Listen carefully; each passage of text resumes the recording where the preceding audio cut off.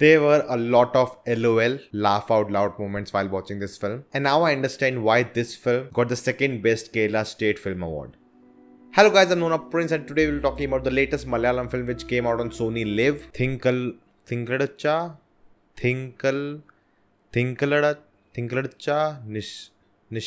Nishyam.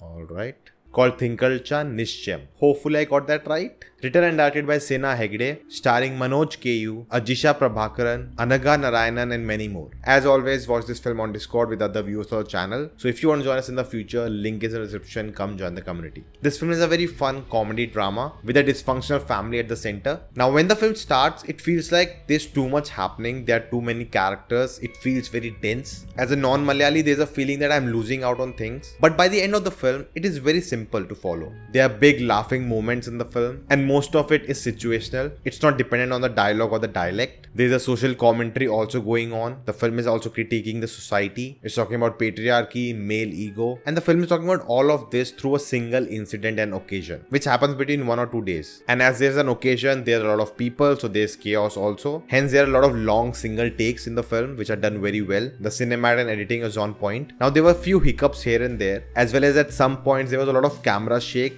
which made me dizzy. But it was just for 2-3 moments, nothing to nitpick. Now, coming to the cast, everyone did a great job. I only have seen few of those characters somewhere else, but I think most of the cast was new. They were freshers, or maybe they were non-actors, I don't know, because some people felt like that. But everyone was to the point. Now, as I talked about chaos before, I wish there was more of it, or maybe it's just that we have seen that chaos so many times in LGP's movies that the expectation is really high, and you want them to go a little further with it. But I felt in this film, maybe it was not needed because the way the film ends, and I think the ending will be very polarizing. Some people will really like it and some people will just not like it, but we'll get into that in the spoiler section. So guys, if you haven't seen the movie, go watch it and come back. Also, if you're finding value in the video, do hit the like button so the video is just to more people. Consider subscribing and the bell icon to get notifications whenever new videos drop. Now first, I'm going to talk about the family dynamic because that's the soul of the film. It's a typical patriarchal family where the father is the head of the family and he wants everything according to him, but it hasn't worked out in his favor. His elder daughter rebelled against his wishes and married someone else, and he has still not forgiven her. He doesn't even talk to her husband, who he looks down upon because he's in a government job. He's basically a bus conductor, and he wanted her to marry someone who's in a bank, and that arc comes back in the movie also later. But then there's a relationship between the husband and the wife. In the movie, you can see he's kind of romantic. There are few moments shared between them, but there's that male ego also. He wants to put on his authority on everyone. Now he has made his mind that the second daughter will marry according to him, but even she's in love with someone else and she decides to run away later. And the father's relationship with the son also is not good. They don't talk much. He has taken loan also, he's unable to give back. He's running away from the creditors. And we find out in the film that, he went to Kuwait and worked there and then he came back, so maybe it didn't work out. So, with all of this, he's kind of a loser in everything he's doing. And that is making him lonely too,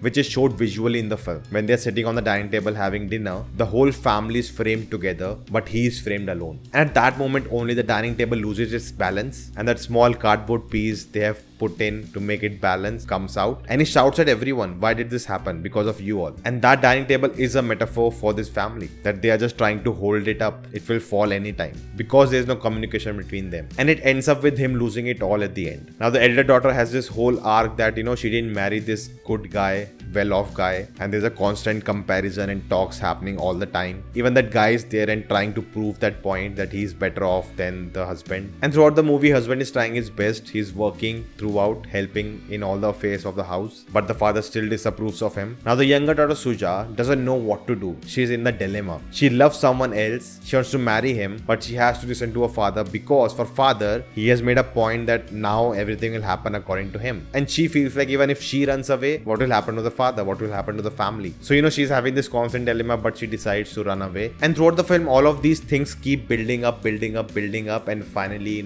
everything is released at once and there's a big blast.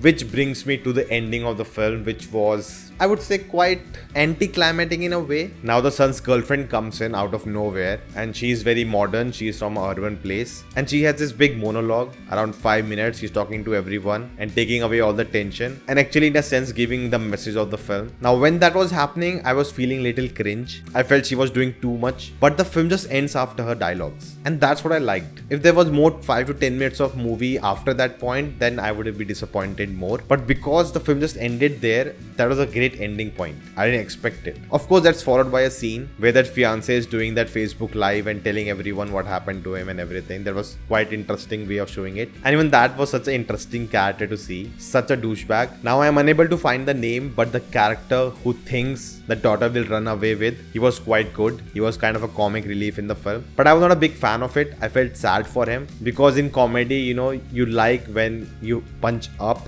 You make fun of people above you, not below you, and this guy was so sweet in the film, was so caring, and bad things was happening with him. I was laughing at this situation, but I was feeling bad. And we find out Suja is the one watching this video on Facebook, and then she uploads a new picture of the groupie, not selfie, groupie, of the whole family smiling. So I guess everything worked out by the end. Now definitely it was a fun movie to watch. There were so many small moments which shined out. The story was told very well, it was written well, the acting was really good throughout. But I felt that big impact was missing. So it's not one of the best films I have seen this year, but definitely a good film. Through channel membership, you can support this channel and help me continue this journey ahead. And in turn, you get various perks. To know more, click on the join button. For more information, check out the community page. So guys, that's the video. Thank you for watching. If you like this, hit the thumbs up button. Share this video. Help me in the comments your thoughts. If you haven't subscribed yet, check out the videos. If you like them too, do subscribing, and I'll see you next time.